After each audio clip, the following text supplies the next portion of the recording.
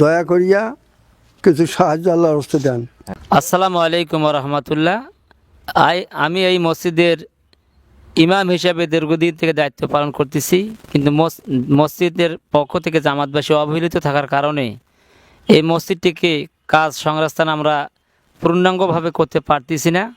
এখনও মসজিদের অনেক কাজ বাকি আছে, জানালা, দরজা, মেঝে, মেহরাব, এইগুলো কাজ আমরা করতে পারতেছি না। আমি এই মসজিদের সভাপতি। আমরা দীর্ঘদিন থেকে এই মসজিদে খুব কষ্ট করি।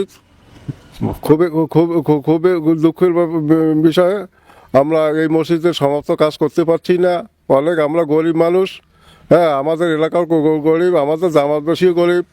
এই গরিব এলাকায় আমরা কিছু আপনাদের কাছ থেকে কিছু অর্থ সাহায্য চাচ্ছি। এই ভাউলের জুম্মে দীর্ঘদিন থাকিয়া আমাদের পুরানা মসজিদ, আমাদের বাপ দাদা 14 গোষ্ঠী ওরা তো চলে গেছে, এখন আমরা পড়ে গেছি।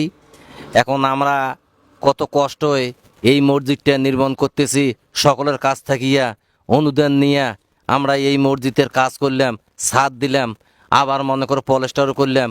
করার পরে দেখা গেল আমরা এই মাজিয়া করতে পারতেছি না। 8টা জালেনা আছে, এই 8টা জালেনা করতে পারতেছি না। মেহরাব আছে, আমরা করতে পারতেছি না। এই জন্য আপনাদের কাছে আমরা আকুল আবেদন করতেছি, আপনারা সবাই মিলিয়ে আমাদের এই মসজিদের সহযোগিতা এবং যদি কোনো অনুদান দান করেন, তাহলে দয়া করি মেহরবানি করিয়া সকলে এই দানটা এখানে পৌঁছে দিবেন। আল্লাহ তোমার উপর রহমত করবে। ভেতরে এবং বাহিরে অনেক কাজ আমাদের বাকি আছে, আমরা কাজ করতে পারতেছি না অর্থ অভাবের কারণে। যাই হোক, আপনারা বাইরে যে ভিডিওটা দেখতেছেন, আপনারা অবশ্যই আমাদের এই গরিব জামাতের এই গরিব মসজিদটার উপর লক্ষ্য করিয়া বাহির থেকে, বিদেশ থেকে এবং দেশ থেকে যারা আমাদেরকে এই সাহায্য সহযোগিতা করবেন,